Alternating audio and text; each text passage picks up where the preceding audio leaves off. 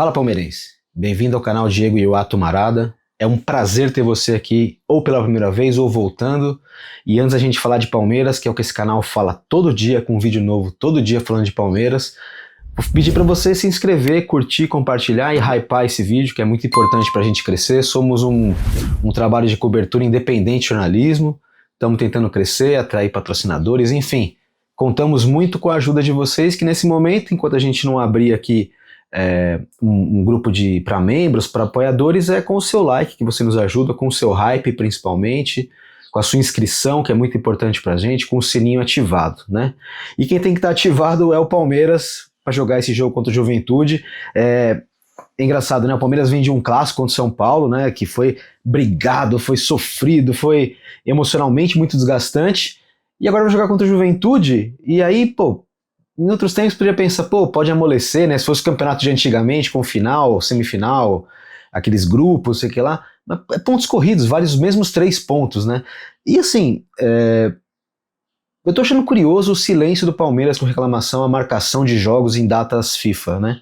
Em outros tempos acho que a diretoria estaria pressionando muito mais, mas o Palmeiras anda muito próximo da CBF, né? O Samir Chaud e a Leila Pereira têm proximidade, percebe que eles têm afinidade política ali. O Palmeiras desde sempre tem apoiado o Samir Chaud. O Palmeiras, Chaud, confesso que não sei falar o nome dele. Nunca ouvi falar o nome dele, só li, né? E o Palmeiras, a Leila tem afinidade, então o Palmeiras vai jogar nessa data FIFA contra o Juventude e vai jogar na data FIFA contra o Santos, a data tá aqui embaixo para vocês verem, né? E é prejudicial pra caramba pro Palmeiras, porque são 3 pontos. Num campeonato em que o Palmeiras tá cabeça a cabeça com o Flamengo, o Palmeiras vai ter 2 problemas, vai jogar 2 vezes sem o seu time completo, e perder esses 3 pontos agora, ou perder os 3 pontos pro São Paulo, é claro, tem toda a questão emocional de, pô, ganhar clássico é muito melhor, o time se engrandece, né, são jogos que são mini finais durante o campeonato, né, mas o Palmeiras vai para um jogo muito decisivo, um jogo que o Palmeiras tem que ratificar a chegada à ponta. O Palmeiras vai igualar o número de jogos do Flamengo, pode então chegar aí a 3 pontos de vantagem sólida mesmo, porque hoje o Palmeiras tem a mesma pontuação e é líder por vitórias. O Palmeiras vai ter 3 pontos a mais e 2 vitórias a mais, o que significa o quê? Que o Flamengo, mesmo que empate em pontuação com o Palmeiras daqui até o final do ano, o Palmeiras vai ser campeão pelo número de vitórias.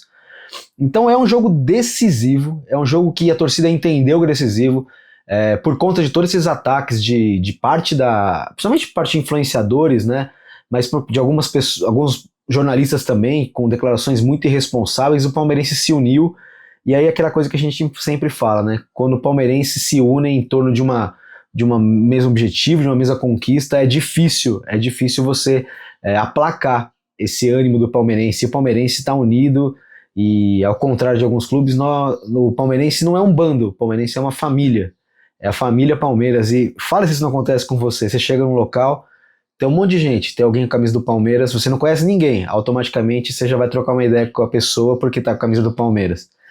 Você faz uma nova amizade e de repente você descobre que a pessoa é palmeirense, a amizade já ganha um upgrade ali, é um amigo novo, porém palmeirense, ou um conhecido que vira amigo. E o palmeirense está muito unido, e o palmeirense vai encher o Allianz Parque, né? Até o momento que eu estou gravando esse vídeo já tinha mais de 30 mil ingressos vendidos para o jogo contra o Juventude. A expectativa é de casa cheiaça nesse sábado, só que quem não está cheio é o elenco, quem não está cheio é o Abel, que não está cheio de opções, né? Ele tem muitas opções a menos por causa dos convocados, né? Temos aí dos convocados o Martínez e o Gomes, que jogaram pelas suas seleções, né? O Aníbal e o Flaco não jogaram ainda, mas acredito que um pouquinho vão jogar, e o Facundo não entrou também, mas tem mais um jogo, eu acho que ele vai acabar jogando uma partida do Uruguai.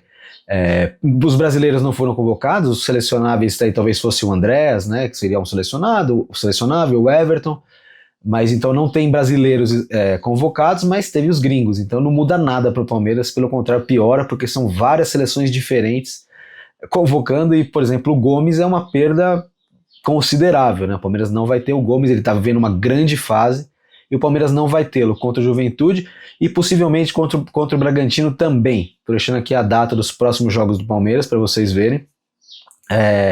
E o Palmeiras não vai ter alguns dos seus principais jogadores, mas assim, chegou um momento do campeonato que pouco importa, o Palmeiras tem que ir para cima, semifinal de Libertadores logo aí à frente, e brasileiro, onde o Palmeiras tem que ratificar sua liderança, né? E aí, em termos de escalação, o curioso não é que faltam peças, faltam pessoas para preencher determinadas posições. Por exemplo, o único 5 que o Palmeiras tem para jogar, o único primeiro volante que o Palmeiras tem para jogar é o Andreas Pereira, que vinha jogando de 10 anteriormente, que foi recuado para 8, mas que sabe fazer a 5 porque foi assim que ele jogou no Flamengo.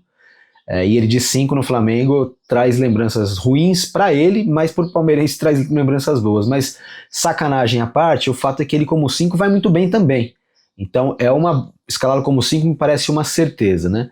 E aí o resto do time também não tem um 9, o Luigi é o único 9 presente, né?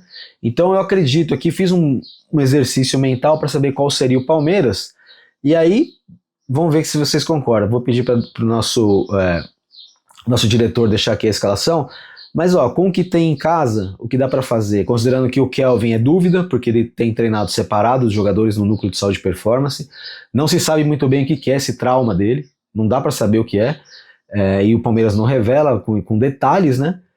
Mas ele já chegou a jogar contra o River Plate, por exemplo, e depois foi para o banco contra o São Paulo, e acho que não joga hoje também.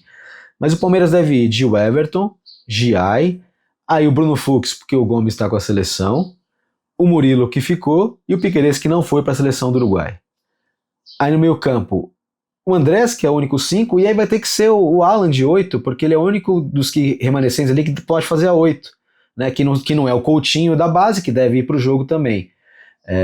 Aí, para manter mais 2 meias, aí você tem 3 meias e um vai ter que jogar no ataque.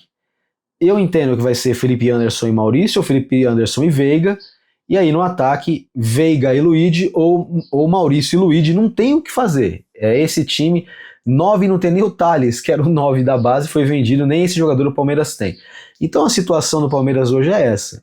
Esse time que vai buscar os 3 pontos, esse time que vai ratificar a liderança do Palmeiras, transformá-la em liderança por pontos também, e não só por vitórias. O calendário do Palmeiras que segue, ele é pesado, né? Ele, como eu disse, tem o Red Bull Bragantino na próxima quarta-feira, e depois ele já tem o Flamengo. Ou seja, o Palmeiras tem 2 partidas antes da final do Campeonato Brasileiro. Cara, este ano é final.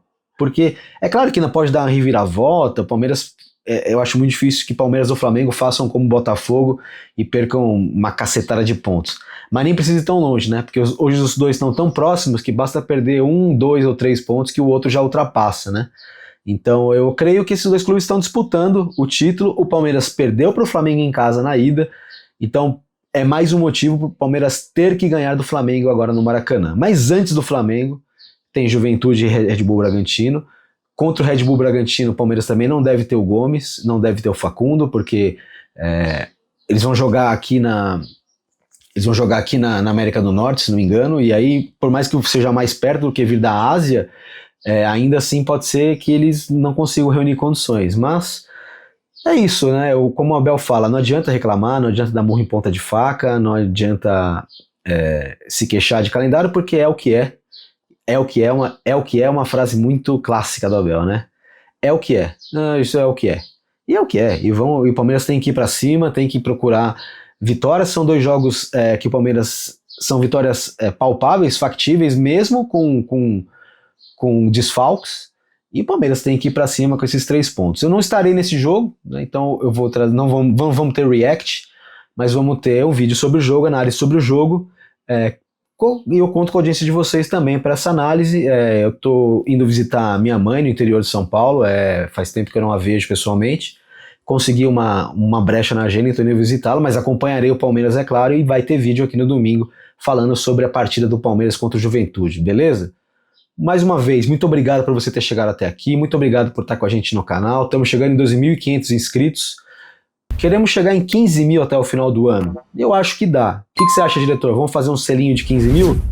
Se você gostou, o selinho de 15 mil vai entrar agora. Se não gostou, a gente conversa depois e tenta definir essa meta. Beleza? Muito obrigado para todo mundo que acompanhou a gente. Se inscreva no canal, curta, compartilhe, deixe seu hype, deixe seu like e a gente se vê no próximo vídeo. Um abraço e até lá.